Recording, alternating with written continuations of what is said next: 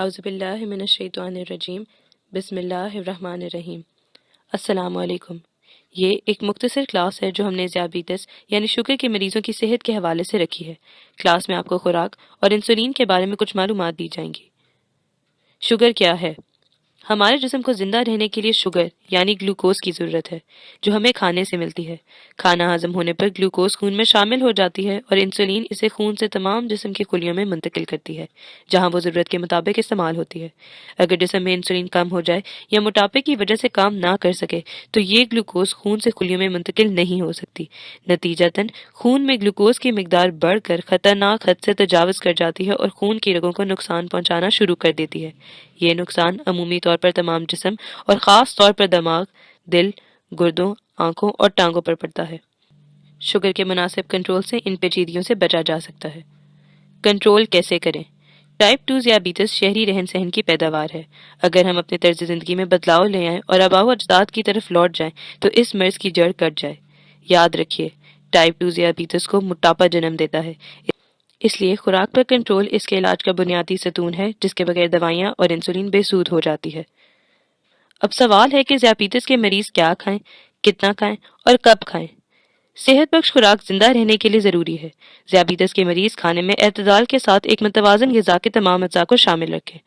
ایک متوازن غذا کے اجزاء یہ ہیں: پروٹین یعنی لحمیات، چکنائی یعنی فیٹس اور کاربوہائیڈریٹس یعنی نشاستہ۔ پروٹین، لحمیات، پٹھوں کی مضبوطی، جسمانی نشو و نما اور خلیات کی روزمرہ کی توڑ پھوڑ کی مرمت کے لیے روزانہ پروٹین کا ایک حصہ ضرور کھائیں، یعنی انڈا، دریائی مچھلی، صحت مند مرغی کا گوشت یا چھلکے والی دالیں۔ ان میں سے کوئی نہ کوئی چیز دن میں ایک بار ضرور لیں۔ بڑے گوشت اور چھوٹے گوشت سے پرہیز کریں۔ چکنائی، فیٹس۔ چکنائی ہماری روزمرہ کی خوراک کا ایک حصہ ہے۔ 1 گرام چکنائی جو کہ ایک چھوٹے چائے کے چمچ کے برابر ہے میں کیلوریز کا تناسب سب سے زیادہ ہوتا ہے۔ ضرورت سے زیادہ کیلوریز موٹاپے کا باعث بنتی ہیں۔ ذیابیطس میں موٹاپا انسولین کے کام کرنے میں رکاوٹ ڈالتا ہے، اس لیے چکنائی کم سے کم استعمال کریں۔ مزید یہ کہ یہی چکنائی خون کی رگوں میں جم کر دل کے اٹیک اور فالج جیسے خطرناک امراض کی وجہ بھی بنتی ہے، اسی لیے چکنائی سے لازماً پرہیز کریں۔ تیل، گھی، مکھن، بالائی اور چکنائی والا گوشت اپنی خوراک سے ختم کرنے کی کوشش کریں۔ کھانا چکنائی میں بھوننے سے اس کی غذائیت ختم ہو جاتی ہے اور آپ کی صحت پر نقصان دہ اثر کرتی ہے، اس لیے بہتر ہے کہ اپنا کھانا ابال کر یا دم لگا کر پکائیں۔ دودھ اور دہی بغیر بالائی کے مناسب مقدار میں اپنی خوراک میں شامل کریں۔ کاربوہائیڈریٹس یعنی نشاستہ، اناج اور نشاستہ۔ باریک پسے اناج شوگر نہایت تیزی سے بڑھاتے ہیں۔ کوشش کریں کہ اناج دانے دار شکل میں استعمال کریں تاکہ خون میں گلوکوز کی سطح ہموار رہ سکے۔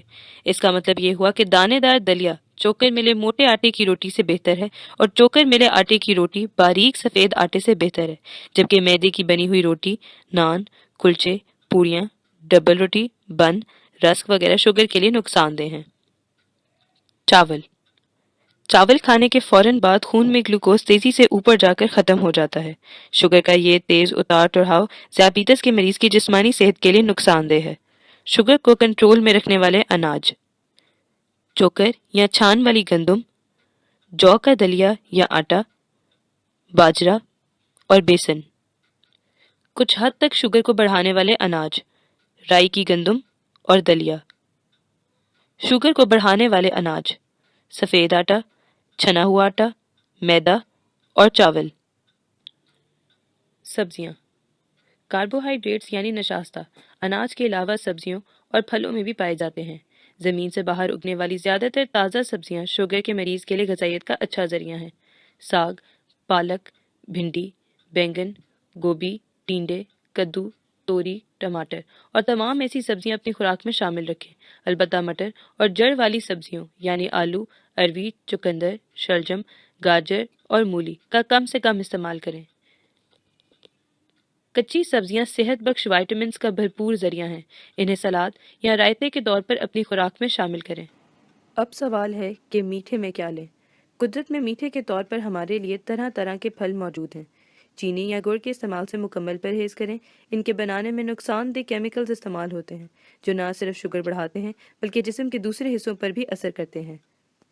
اپنے لیے پھلوں کے چناؤ میں یہ چند باتیں یاد رکھیں۔ ذائقے میں زیادہ میٹھے پھلوں کا استعمال کم سے کم رکھیں، مثلاً آم، کیلا، انگور، کھجور اور چیکو۔ اوپر بیان کردہ پھلوں کے علاوہ سیب، آڑو، جامن، امرود، ناشپتی، فالسا، خوبانی، گرما اور دیگر موسمی پھل مناسب مقدار میں استعمال کریں اور ایک وقت میں زیادہ پھل نہ کھائیں۔ پھل ثابت اور ہو سکے تو چھلکے سمیت استعمال کریں۔